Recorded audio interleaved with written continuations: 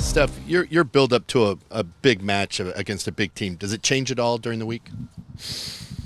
No, I think you should approach every game the same, and especially in this league, the parity is still there, and there's no easy games. Home and away, it's difficult. So I think we've been taking care of business at home. Been treating those games with utmost respect. Away, obviously, we're okay as well.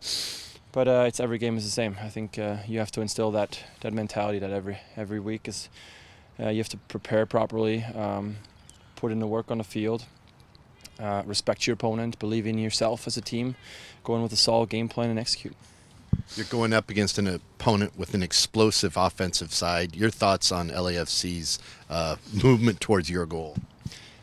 Yeah, I think they've been the most lethal team offensively in MLS, arguably. So some confidence up there for sure. You can see that, taking strikes from difficult positions, but believing in their ability. So it's going to be difficult to contain. You kind of want to force players into shooting from 30 yards. But when it's a guy who's on fire and who's proven to be able to curl them in from 30 or 25, then how do you adjust to that, right? You want to maybe put a little bit of pressure on it, but at the same time you can't open yourself up for him to slip someone in who's making a run in behind. So it's difficult. So it's going to be difficult, but we know their capabilities. I think the whole league knows what they're capable of. So it'll be a tough test, but we know what we're up against. Is concentration a key, especially handling a team like that on the road? Absolutely.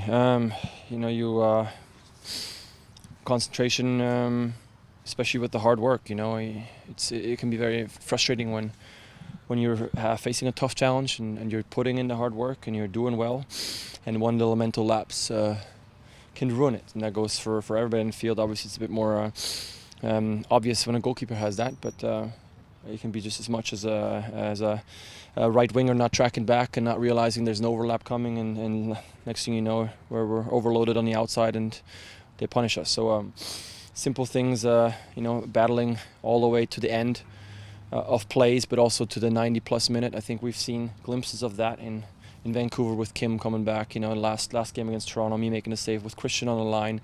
Those are all glimpses of not shutting down and going all the way and going above and beyond. And I think that has to do with mental strength as well. So I'm glad to see that so far.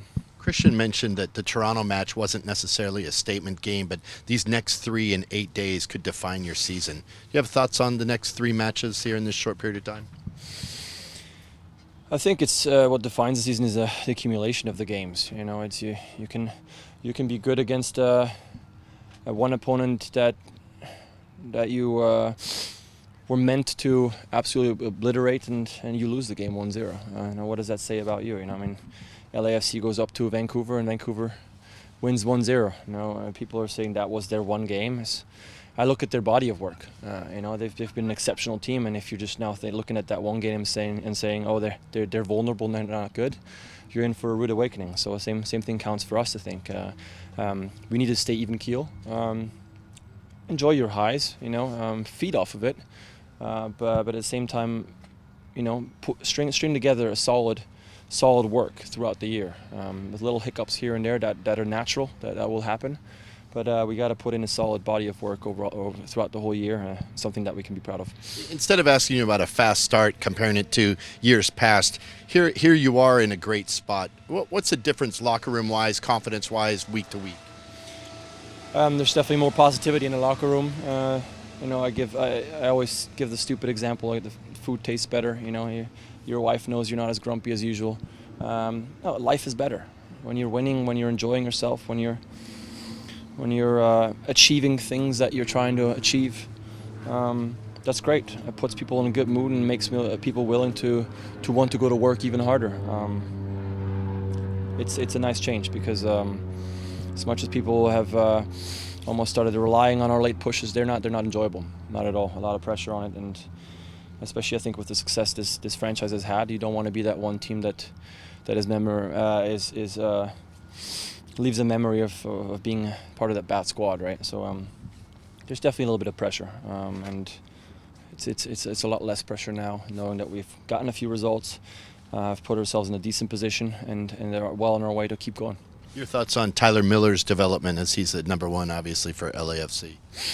Very, very happy to see him play. I mean, I always knew that he was more than capable goalkeeper, number one, and also happy to see him be in the mix for the national team. You know, he's a young guy that I think can still improve a lot, and that's a compliment. Obviously, he's a very, very good goalkeeper as it is, and I have no idea what their work ethic is in training over there with the keeper coach and stuff, but we've tried to instill things in him here, and whether he has the help that he had here, he has that down there, I don't know, but whatever he's doing, it's working. He's working his butt off. I know he's got a good head on his shoulders, is humble, stays on the ground, and that's what it's going to take for him to be successful, even more so than where he's at right now. But like I said, I think he's got a very high, he's very talented, and I see him growing more and more, and hopefully he can challenge for that number one spot for the national team.